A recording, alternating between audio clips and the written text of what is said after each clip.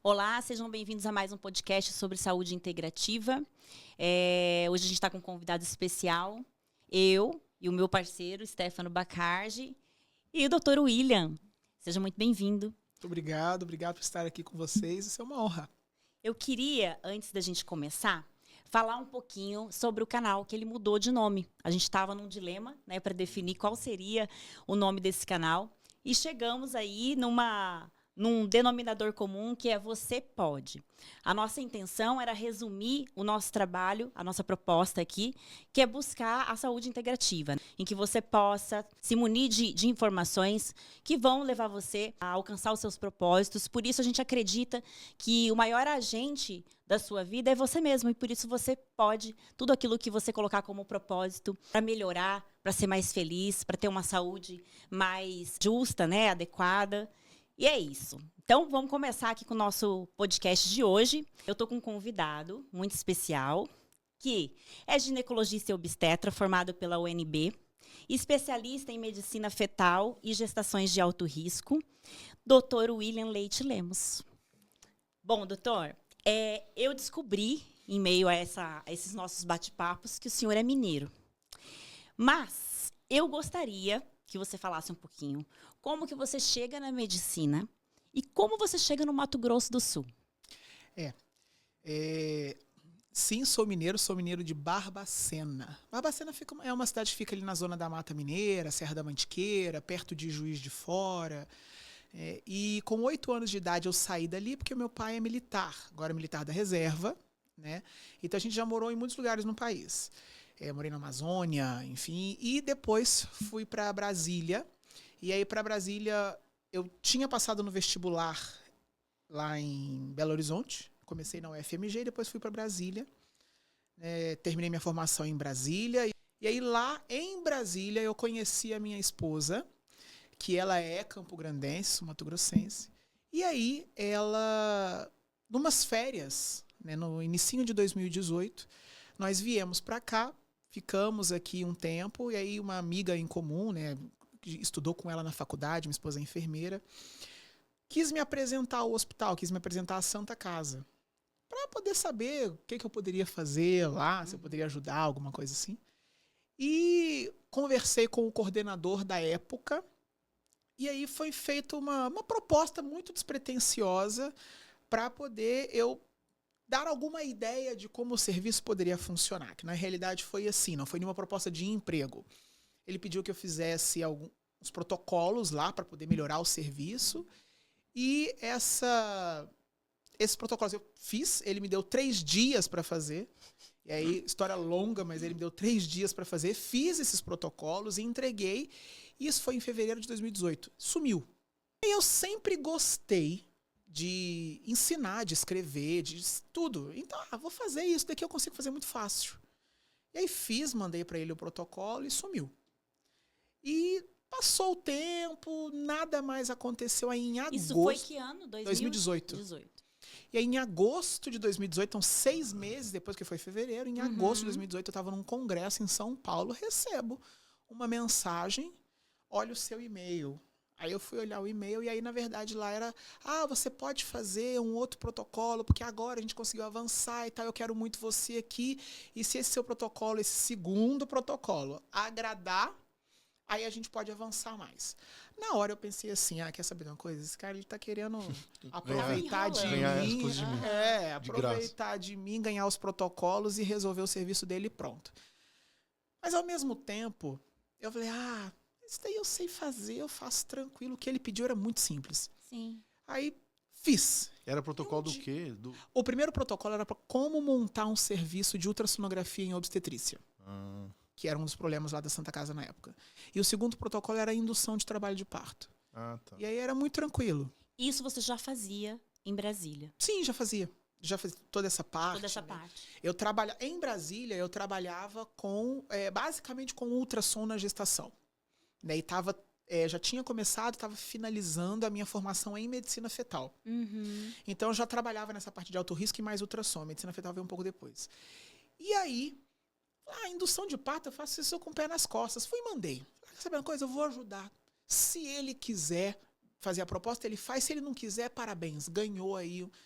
Mas aí ele foi, na semana seguinte, entrou em contato, olha, seu protocolo foi muito bom, vai nos ajudar muito, não sei o quê, e eu tenho uma proposta para você. Fez a proposta, e aí eu vim para cá em 26 de setembro de 2018, e dia 1º de outubro eu comecei na Santa Casa. Então, essa foi a trajetória de eu vir lá de Brasília, porque eu formei, né, em Brasília e vim para cá. Já casado? Já casado. Eu casei em 2013 e vim em 2018.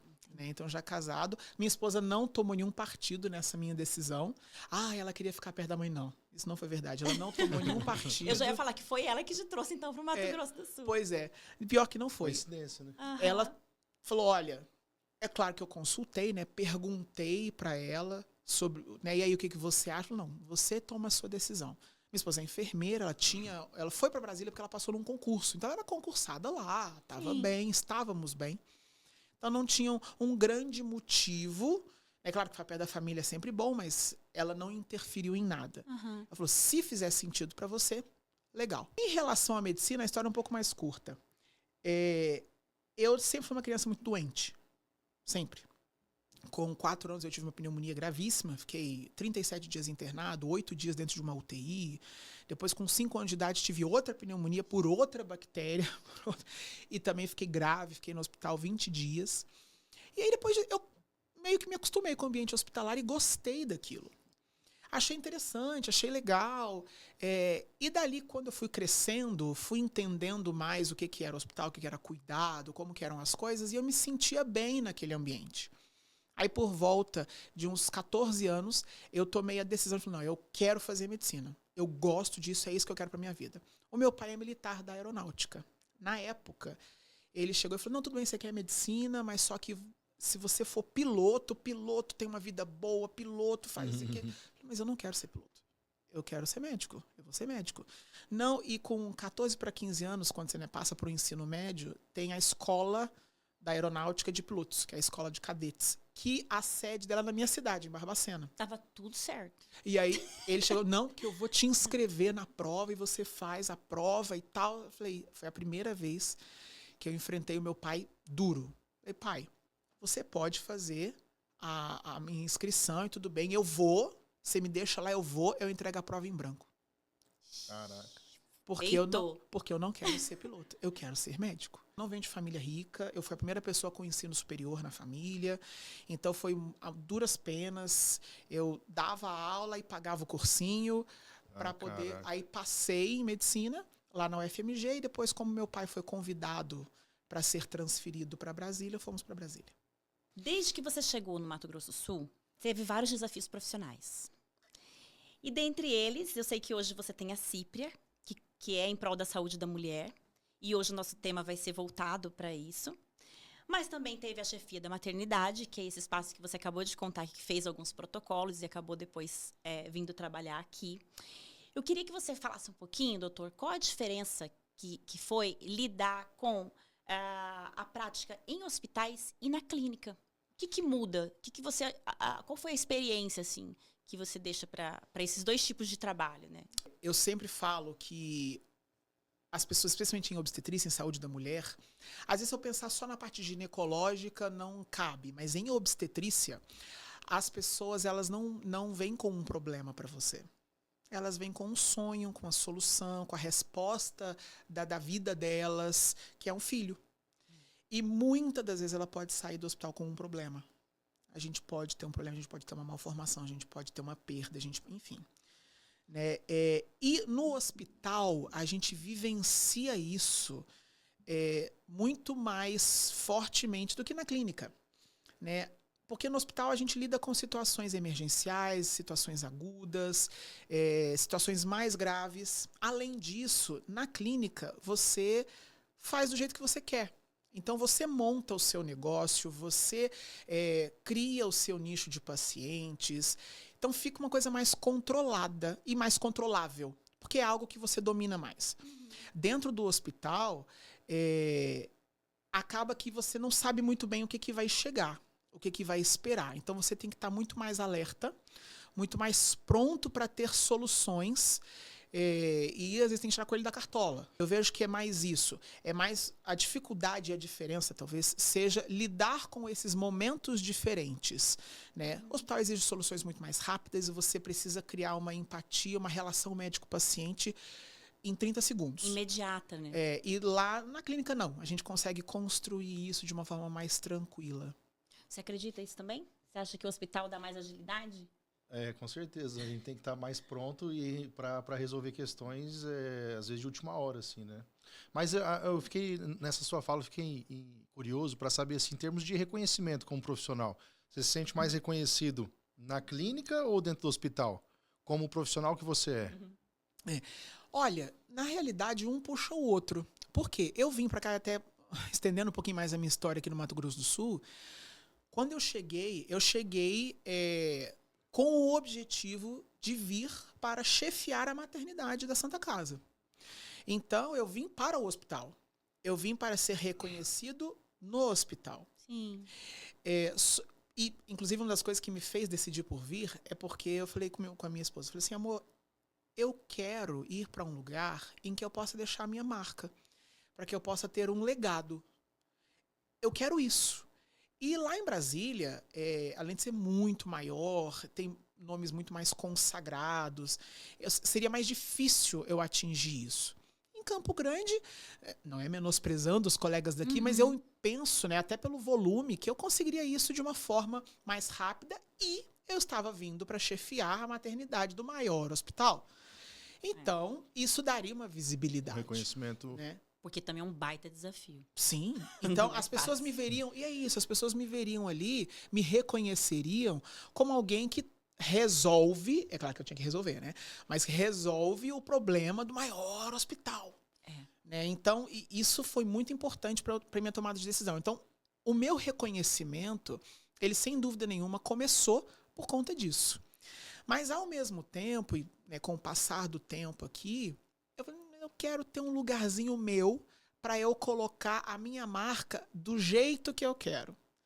Porque não adianta, no hospital, né, além de eu ser um contratado, tem todas as regras, todas as necessidades. Coisas que pode ou não fazer. Exatamente. Então, eu não poderia simplesmente tomar as rédeas do jeito que eu quero. Sim. Eu falei, não, eu acho que eu quero um lugarzinho para chamar de meu. E aí, por isso que eu fui para a Cipria. Hoje em dia, eu sinto que eu sou mais reconhecido por conta da clínica. Por conta do que a gente desenvolveu lá, né, o prestígio. Eu foco também, né, nas minhas redes sociais. É um reconhecimento diferente também. O reconhecimento que a clínica dá, né, para a gente, o consultório, é mais um reconhecimento dos pacientes, né? Porque o reconhecimento dos pacientes pelo hospital a gente quase não tem. Exatamente. Para os pacientes a gente é mais um médico que ajudou, que estava no plantão. A gente é um médico do plantão muitas vezes. Sim, lá eu era basicamente assim. E aí esse reconhecimento passa despercebido. Agora, quando a gente tem o próprio negócio, a gente é o doutor, a gente consegue se sentir mais reconhecido por quem a gente está ajudando. Tá mais próximo, não é? Você tá mais ali. É isso, você desenvolve esse contato e também as pessoas, isso é uma questão cultural. As pessoas, quando veem que você tem uma clínica, você não é, mesmo que você esteja no plantão, você não é mais o médico do plantão. Isso. Né? Você é o Dr. William. Agora, aconteceu verdade. agora. Eu estava indo liberar uma paciente, né, no hospital, não era lá na Santa Casa, eu estava na Cândido Mariano. E aí, quando eu cheguei, oi, tudo bem? Eu sou o Dr. William, eu vim aqui ver a minha paciente, ela está em qual quarto? Aí a enfermeira olhou para mim, você é o doutor, então você que é o Dr. William, eu te conheço no Instagram. Então você vê como é legal. Hospital. Isso daí eu só pude ver depois que eu abri o consultório também. É uma sensação diferente que eu nunca tive, sempre trabalhei 10 anos no hospital. Então, esse reconhecimento está sendo, para mim, uma coisa bem diferente mesmo, bem legal. E no hospital, sabe o que eu vejo? E até foi uma das coisas que eu tive mais certeza de ir para a clínica. Infelizmente, pela natureza do hospital, você fica limitado. Tem tudo que você pode e não pode fazer. Então, você fica limitado. Quando você vai para um negócio seu, em que você coloca a sua marca, o seu limite é você mesmo. Sim. Então, não tem essa limitação por conta do seu negócio em si. porque é você que constrói ele. Agora, no hospital te limita. Então, eu não poderia... E até, né, existem várias regras. Por exemplo, dentro do SUS, eu não posso direcionar pacientes para o meu consultório. Vai lá que eu te... Não, isso não pode fazer, é contra a lei. Então, eu tinha essas limitações que no consultório não. Mas eu posso me divulgar na internet, eu posso me divulgar nas redes sociais, Sim. e as pacientes vão me conhecer assim. E aí acaba que as pacientes me conhecem, os próprios colegas me conhecem. Os colegas não vão conseguir, de novo, pelas limitações do próprio hospital, não vão conseguir me encaminhar pacientes no hospital. Claro. Vão para a clínica. Então, hoje em dia, o meu maior reconhecimento, da onde que eu tiro mais prestígio mesmo, e a gente não está errado a gente querer ter prestígio, é da clínica. Eu até queria agora falar um pouco sobre isso. Eu acredito que na formação de vocês, quanto médico, e aí se eu estiver errada, vocês me corrijam, não tem nenhuma disciplina sobre gestão ou sobre negócios. Então, o que eu gostaria de entrar? Hoje você está como diretor técnico da Santa Casa. Sim. Certo? Que, como a gente acabou de falar, é um baita de um desafio, mais do que só da maternidade. Eu queria que você contasse um pouquinho o que essa experiência mudou na sua mentalidade, porque é um cargo de gestão. E, sim, o papel da gestão, ele é bem diferente do que o que a gente vive na faculdade. E, sim, também não existe essa matéria. Tanto que agora, poucas pessoas devem saber disso, o Ministério da Saúde, junto com algumas outras entidades filantrópicas, tem tentado colocar disciplinas de gestão nas residências. Inclusive, eu não sei se as pessoas também sabem dessa informação, nós temos uma associação brasileira de medicina preventiva social e administração em saúde. Então, hoje em dia, existe um RQE, que é o Registro de Qualificação de Especialistas, em administração em saúde. Não sabia.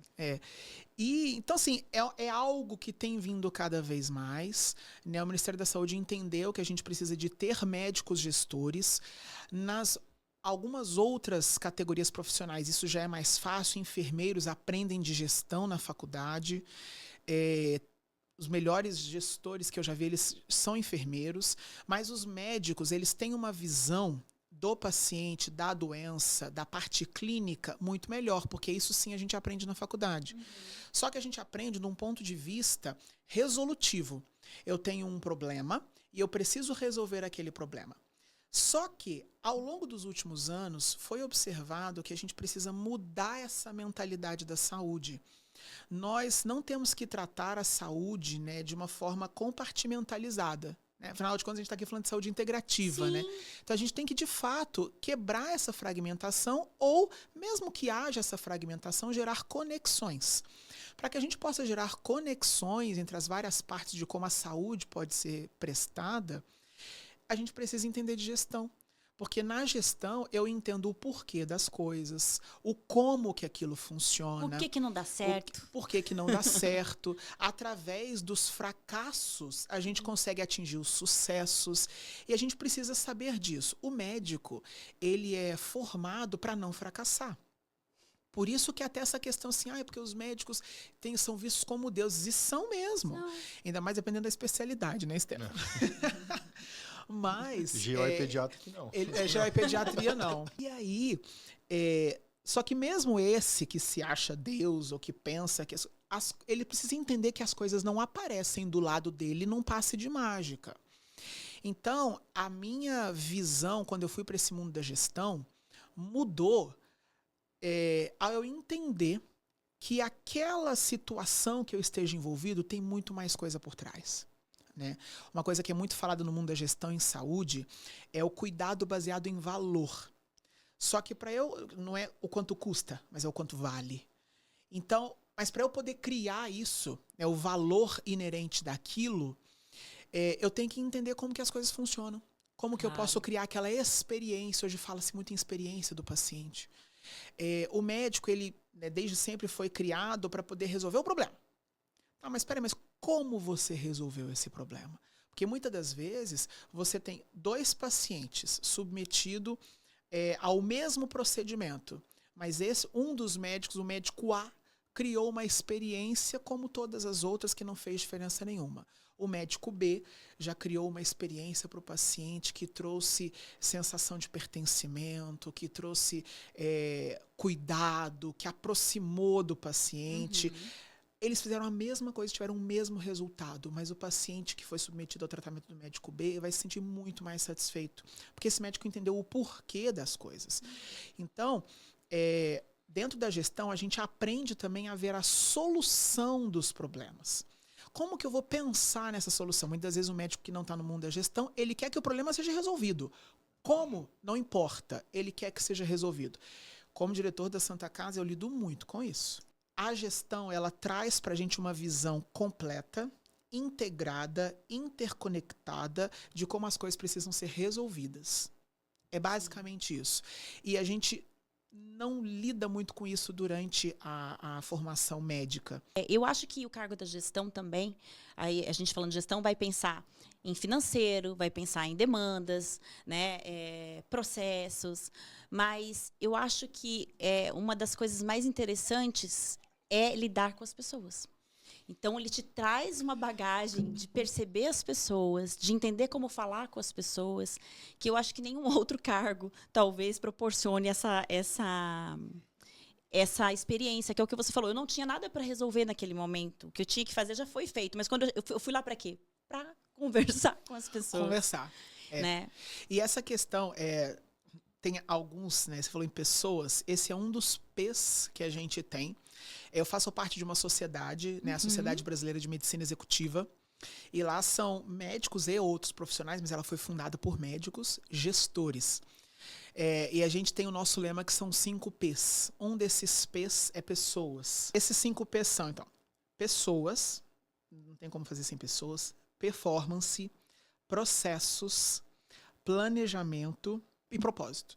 Então, pessoas, performance, processo, planejamento e propósito. 5 P's. Isso. As pessoas é uma das engrenagens mais importantes disso. Qual é o foco maior hoje do seu trabalho? É ginecologia ou obstetrícia? Atualmente é obstetrícia, mas eu preciso dizer que está mudando.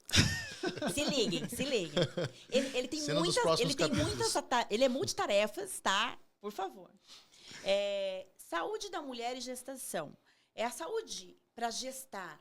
Isso é uma pergunta que eu faço porque eu acho que eu poderia ter cuidado melhor da minha saúde antes de gestar. Então, a saúde para gestar, ela começa antes da gravidez? Sem dúvida nenhuma. E até por isso essa questão de eu estar mudando. Né? Porque o que acontece? Eu lido muito obstetrícia. Eu falei, obstetrícia de alto risco, malformações. Hoje em dia, 60%, 70% do meu tempo eu lido com alguma alteração. A parte de cardiologia fetal, por exemplo, é 60% do meu tempo. Muitas pacientes vêm a mim por conta de... apresentou alguma alteração. Aí vem. E o que eu percebi? Tem aumentado a prevalência de alterações. Tem aumentado a prevalência de malformações cardíacas, malformações fetais em geral. Antigamente, a gente falava que a prevalência de malformações na população em geral é em torno de 2%. Eu não tenho dúvidas de que isso aumentou. Tudo bem que a minha amostra... Não é que o sistema de exame melhorou. Aumentou efetivamente. Aumentou efetivamente. Por quê? Diagnóstico, né? Esses sistemas de exames, diagnósticos e tudo, eles já vêm numa melhora crescente já faz tempo. E eu não vejo, sinceramente, muito mais ganho na detecção nos últimos 3 anos. Entendi. Há 3 anos atrás, a minha capacidade de detecção de problemas, e eu não estou falando, vamos supor assim, problema genético. É alguma alteração genética que às vezes nem se manifesta, né? Genótipo e fenótipo são as diferenças. Então, o genótipo é o que está no gene, o fenótipo é o que a gente vê. Então, assim, as alterações do fenótipo muitas vezes não estão ali. Então, não estamos nem falando disso. Não. O que eu tenho visto hoje em dia é que o fenótipo, ou seja, aquilo que a gente vê, está realmente mais alterado.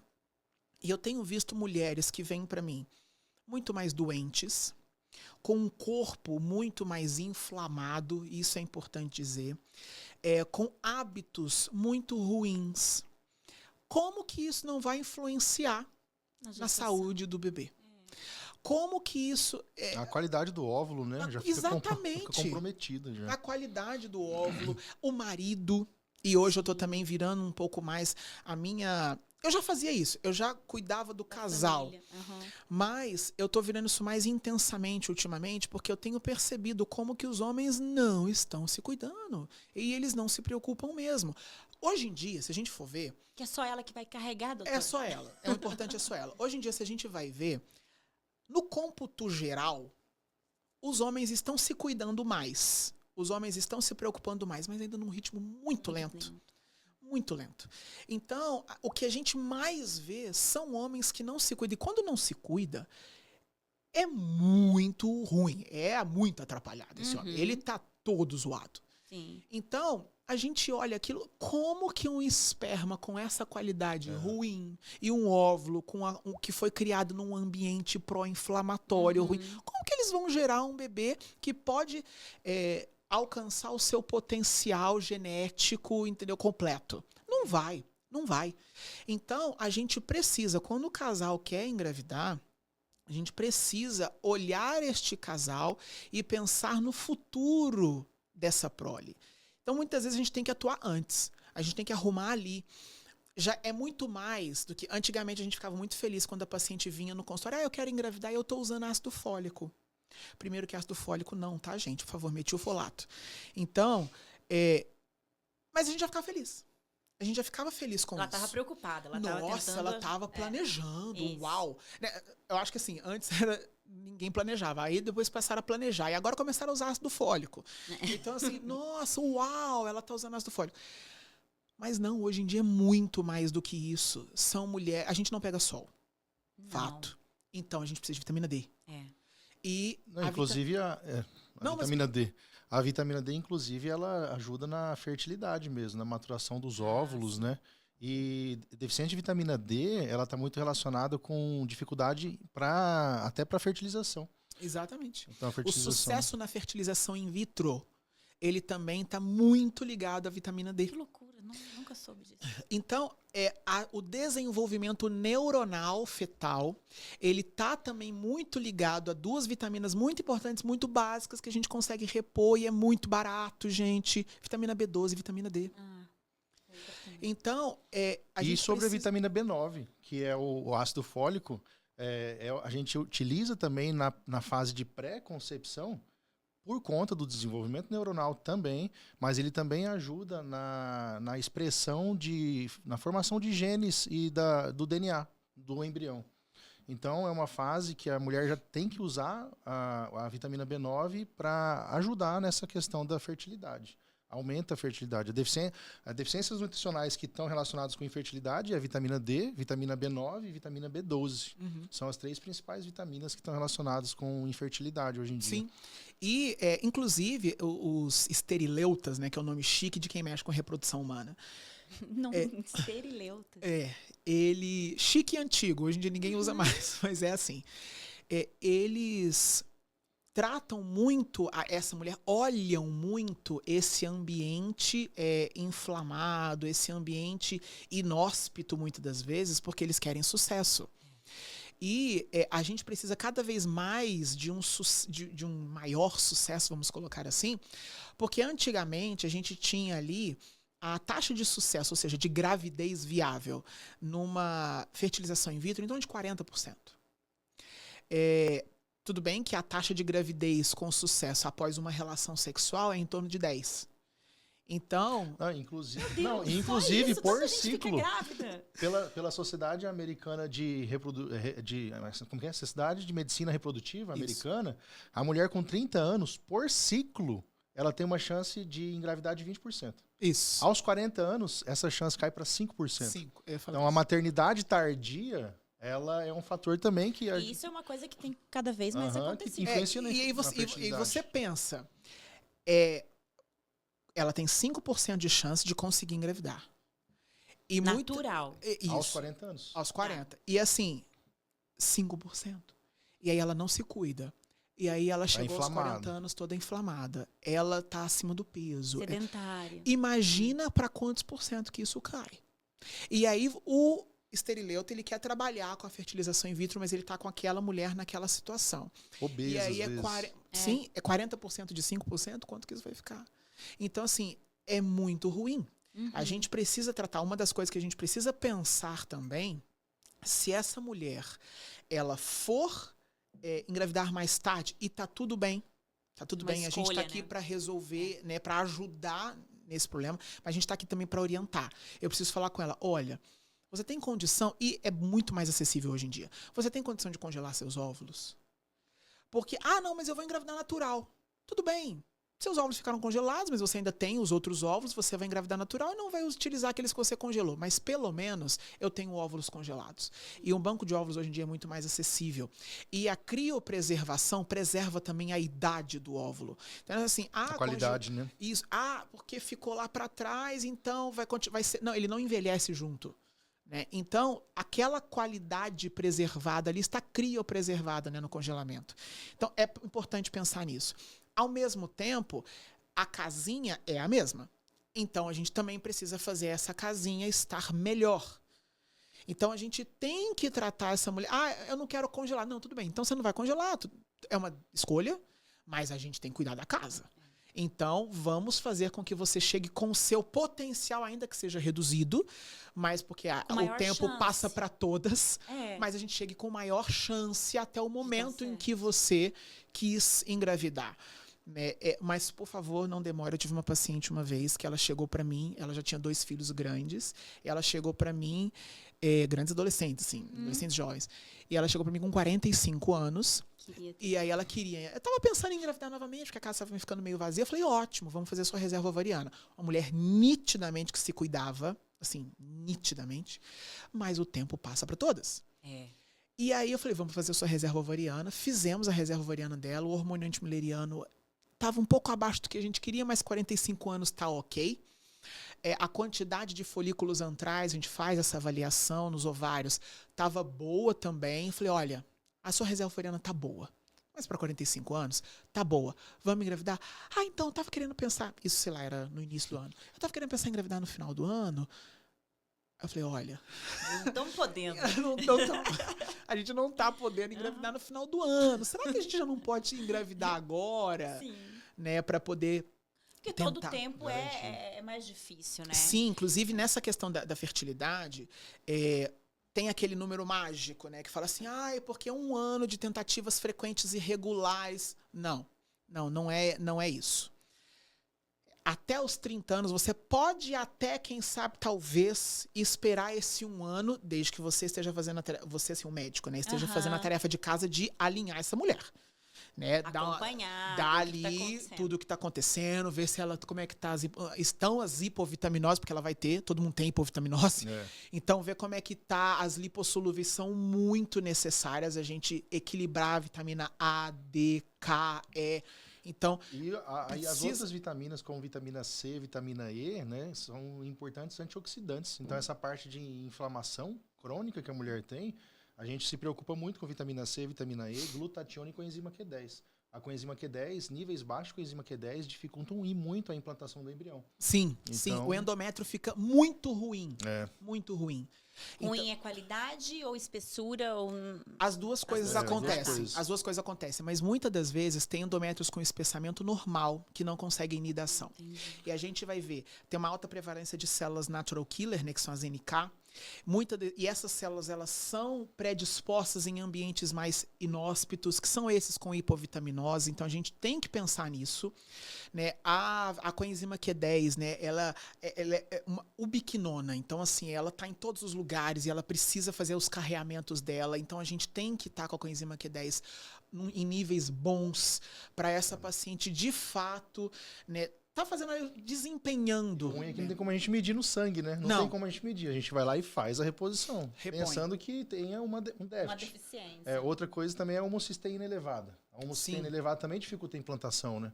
E ela, só que a homocisteína elevada é um exame marcador no sangue que reflete pra gente uma deficiência do complexo B. Isso. Principalmente B12. Então dá pra gente repor B12. Porque a B12, ela atua, né, ali justamente na transformação da homocisteína para outras substâncias, outros metabólitos, né? E aí, se eu tenho deficiência de complexo B, especialmente a B12, eu vou acumular homocisteína. Vou acumulando. E ela agride o endométrio ali, a parte da implantação. Nossa, é um processo muito bem mais complexo. difícil. Depois que eu, né, passei pela gravidez e todas as complicações, eu pensei o quanto a gente tem de desinformação. Porque a gente acha assim, que engravidar é o dia que eu quero, eu paro de tomar a pílula e eu vou fazer, né, o bebê e já vou estar grávida e tá tudo bem, vou ter o bebê e vou voltar para casa. São muitos fatores. Infelizmente, essa desinformação tem sido cada vez mais propagada pelos próprios médicos. A gente precisa dizer isso. Pelos ginecologistas e obstetras. Eu sei que eu vou tomar pedrada, mas tudo bem. Porque, infelizmente, e tenta entender esse meu infelizmente, a gestação dá certo na maioria das vezes, apesar do médico. E por que eu digo infelizmente? Porque isso gera a falsa aparência de que vai sempre dar certo. E não é assim. Então, a gente precisa pensar quando não vai dar certo. De fato, até eu sou muito favorável ao parto normal, né? Eu tive, dos meus 4 filhos, 3 foram partos normal, e o terceiro só não foi parto normal porque ele entrou em sofrimento. Aí a cesariana foi necessária, então vamos fazer. Né? Então, sou muito favorável a esse parto normal.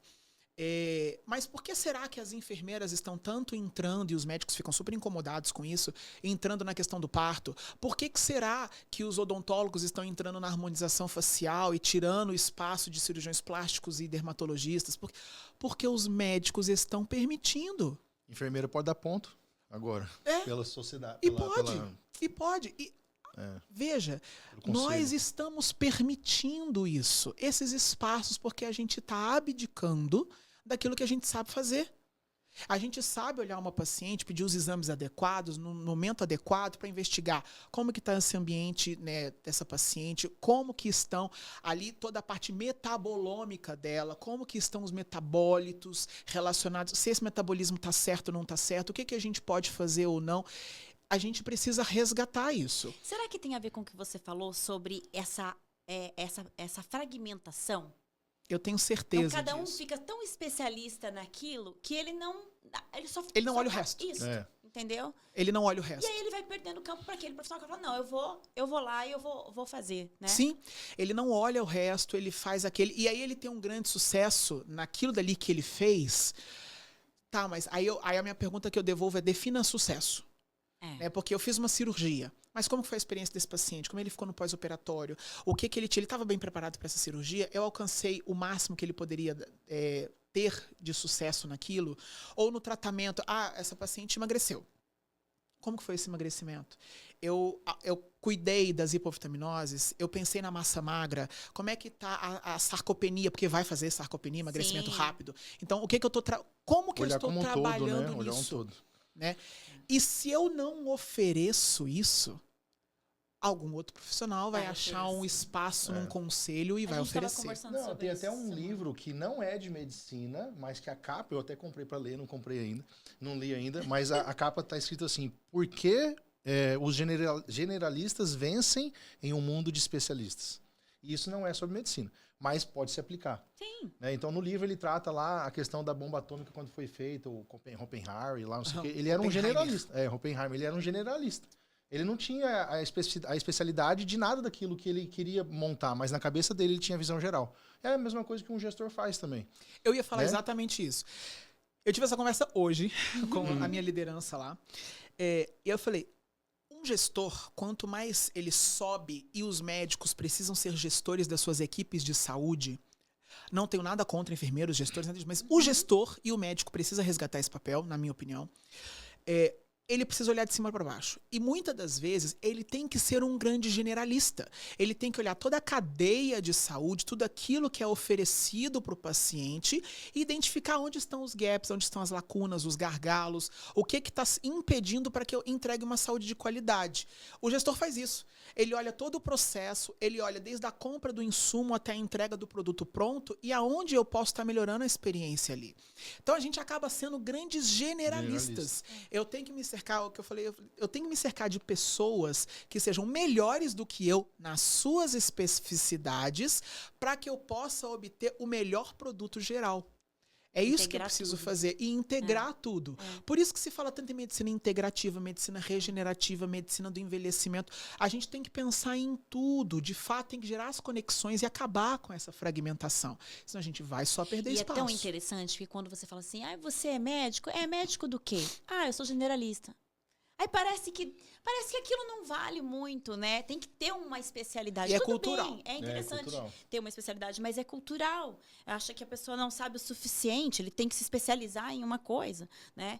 Eu acho que vocês, na verdade, mesmo já tendo a especialidade de vocês, não pode deixar de estudar. E em um âmbito ter essa visão geral geral, né? mesmo, não só da sua especialidade É. apenas. E todos nós, né, fizemos as nossas especialidades. É claro que a gente vai ter uma tranquilidade, uma facilidade Claro. de atuar ali. Mas, por exemplo, falando da minha ginecologia e obstetrícia, eu tenho diversos obstetras, né, que fazem parte do meu convívio, que eles não tratam, por exemplo, gestação de alto risco.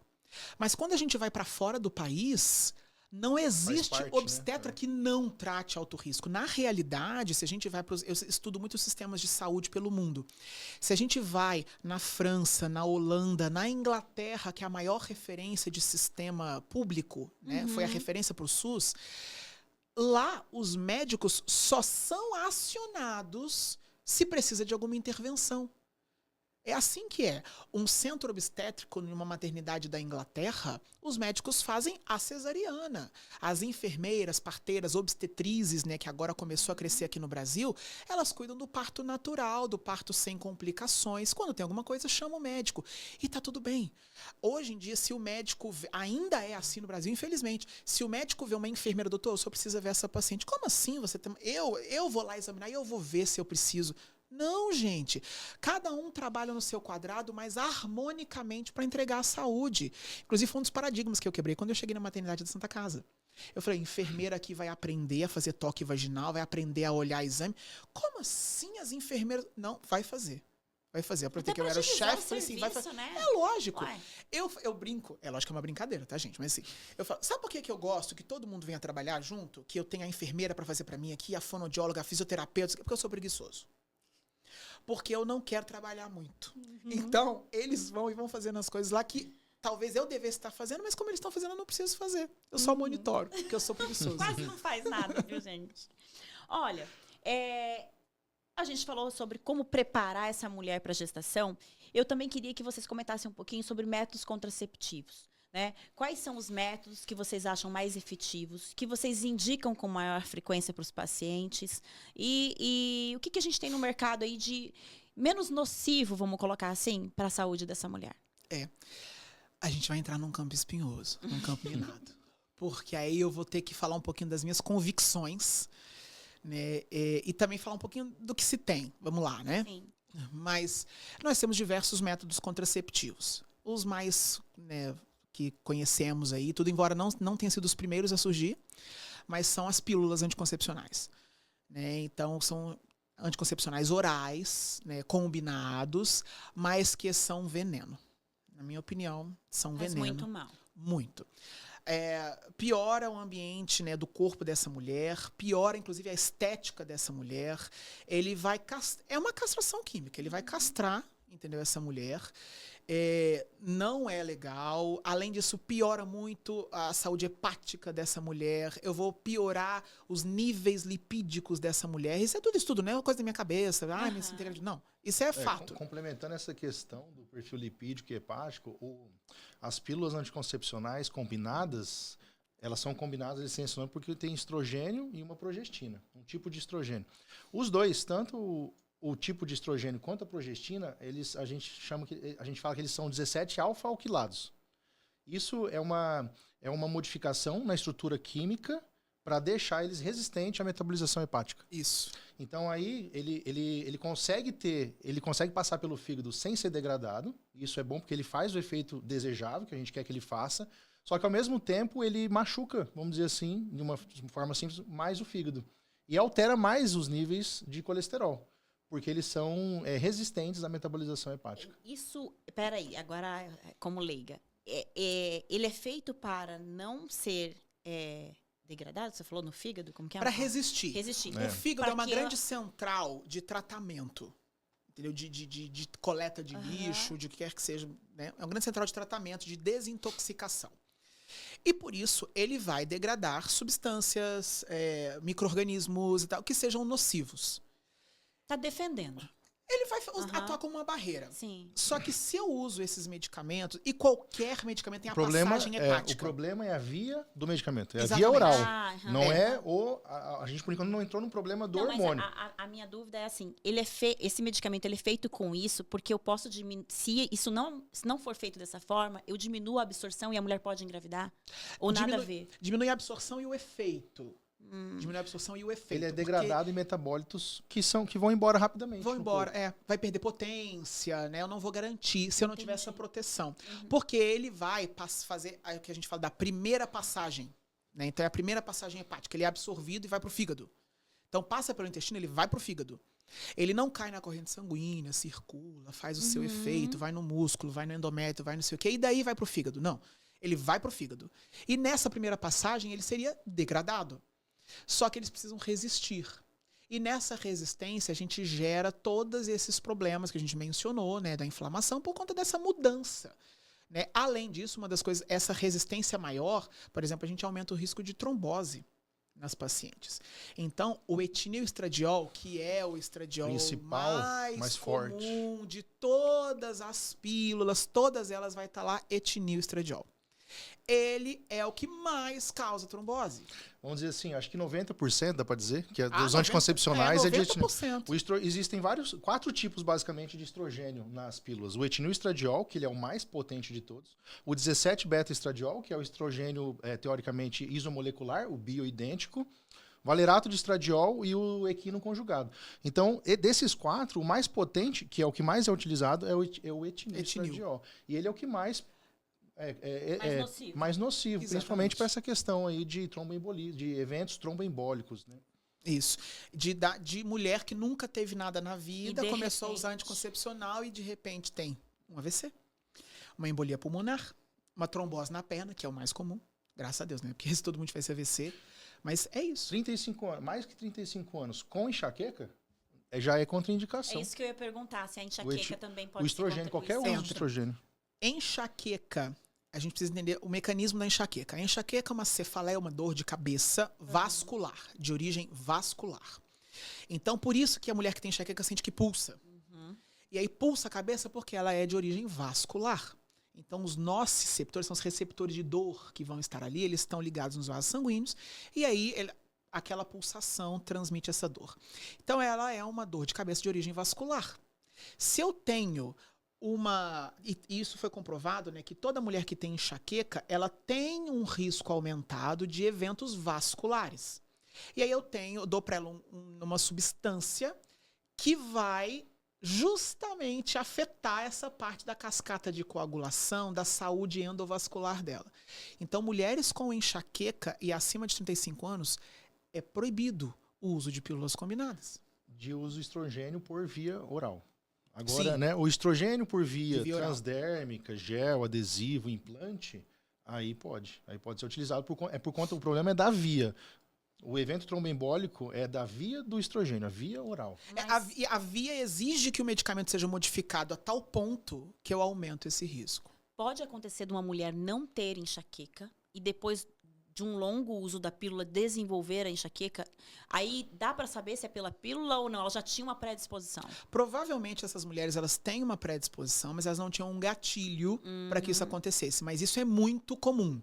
Entendi. A mulher, ela que não tinha enxaqueca, não tinha uma dor de cabeça, algo assim, ela passa a usar a pílula e ela desenvolve. Inclusive, é um dos critérios para a gente suspender a pílula. Nossa. A mulher, ela não tinha dor de cabeça e ela passou a apresentar após o uso da pílula. Essa mulher tem que suspender. Eu tive, foi dessa forma. E eu nunca soube, tomei por quase 20 anos. Eu não sei qual a porcentagem. Assim, né? Fiquei pensando agora que vocês estão falando. Existe uma porcentagem alta de mulheres que têm a enxaqueca relacionada à menstruação. Né? Então, por isso que quando a gente consegue normalizar normalizar os níveis de hormônios dessa mulher, a enxaqueca ela se resolve. Então, por isso que tem estudos que falam de implantes de testosterona, de estradiol e e de gestrinona para controle de enxaqueca. Sim. Porque eles normalizam esses níveis hormonais exagerados que a mulher tem. Mas aí no caso do chip, aí não seria pelo fígado. Não é chip. Não. Porque começa com Pellets. E não é pallet. implantes. Pallet é de Pallet madeira. é O implante não passa pelo fígado, então ele não tem esse risco de eventos tromboembólicos e nem risco hepático. A grande questão dos implantes é justamente isso. A gente evita essa passagem, né? Então, embora a gente saiba, né, na prática que o risco é quase zero, mas se a gente for olhar, ele pode ter um risco de evento tromboembólico, tudo, mas é muito reduzido, né, esse risco. Agora, a questão do fígado, a gente consegue resolver com essa via, né? E além disso, a gente está tratando ali de uma molécula, né, o estradiol que vem no implante, é uma molécula que eu não preciso modificar ela, porque não tem essa passagem no fígado, então eu vou estar oferecendo para a mulher muito mais saúde, né? E sim, especialmente a gestrinona, ela pode ser utilizada no tratamento da dor de cabeça, até porque muitas das dores de cabeça que surgem na mulher estão relacionadas às variações hormonais que ela vem apresentar. A mulher, quando está, por exemplo, se aproximando do climatério, da menopausa, o problema não é só a queda de hormônios, é a variação desses hormônios. E às vezes ela pode estar até num ambiente, né, do corpo dela, mais hiperestrogênico num momento, mais hipoestrogênico no outro momento. E quando eu tiro essa grande variação, essa pulsatilidade muito alta, eu consigo resolver esse problema, né? O próprio hipoestrogenismo, ou seja, a redução do estrogênio com o passar da idade, eu posso resolver isso com os implantes, e esse estrogenismo muitas vezes é o que está causando a dor de cabeça, a alteração de humor, a secura vaginal, e isso E ela resolve nem com os sabe, implantes. né? E nem sabe. Não, e outra vantagem da questão do implante também, ou da via, né, não oral. O anticoncepcional, vamos pegar um anticoncepcional, não o etinil-estradiol, um anticoncepcional que tenha o 17-beta-estradiol, que é o estrogênio bioidêntico, para a gente fazer uma comparação miligrama com miligrama. O ISIS ou Stesa, né? Stesa. Isso. Esses daí são anticoncepcionais que têm o estrogênio bioidêntico. Então, na composição dele, a mulher tem que tomar 1,5 miligramas de estrogênio por dia. Um pellet que consegue controlar, às vezes fazer um controle de sintomas, um pellet de implante de estrogênio é 10 miligramas, que dura 6 meses. Exatamente. Então, a dose total que ela vai utilizar de estrogênio é muito menor. Muito menor. A gente está falando de doses altas de estradiol para repor essa mulher, de repente ela, por algumas razões, você indica umas 50, um pellet de 50 de estradiol. Ainda assim, ainda fica Faça muito as menor. contas. Você está dando menos de 10 miligramas por mês para essa mulher. E na pílula, a gente está dando por dia, 30, mais de 30 miligramas por mês. E isso que é uma pílula usando um estrogênio que é o bioidêntico. O etinil-estradiol, ele é 500 vezes mais potente do que o 17-beta. Sim. Tanto que nas pílulas que usam etinil-estradiol, a gente fala em microgramas, né? Porque ele é muito potente. Mas quando você vai fazendo, né, só fazer a conta, gente. Pode ser papel de pão. Você vai ver, você está dando muito mais hormônio para essa mulher quando você está tratando a via oral. Então, assim... Enchendo ela. Enchendo de hormônio a longo prazo. O que isso vai causar? E vai, sim, aumentar o risco de evento tromboembólico. Sim. Quando a gente tem uma liberação controlada, contínua, evita pulsatilidade, evita o aumento dessas variações hormonais. Eu não vou esquecer, tá implantado. Então... Conveniência, né? Não precisa ter adesão. Adesão do paciente. Melhora a qualidade de vida dela também. E as mulheres. É só você ver. A mulher é uma coisa antes do implante e ela é outra coisa depois. É igual da pirulito para criança. Não quer mais depois. Depois que dá uma vez dá certo, não quer mais voltar. Porque eu tenho colegas que falam, olha, eu passo 3 semanas ruim e uma semana boa. Olha que qualidade de vida é essa, gente? Por causa de várias questões. Isso. E aí, quando ponho o pellet, o implante, fala, minha vida mudou. Eu tenho o mês todo, eu tô bem, eu consigo produzir, acordo bem, cuido das minhas crianças. E pensa o seguinte, vamos pensar, até se a gente for pensar em economia, o governo ele devia estar favorecendo esses negócios. Porque eu não vou perder horas trabalhadas dessa mulher. Verdade. Isso é verdade.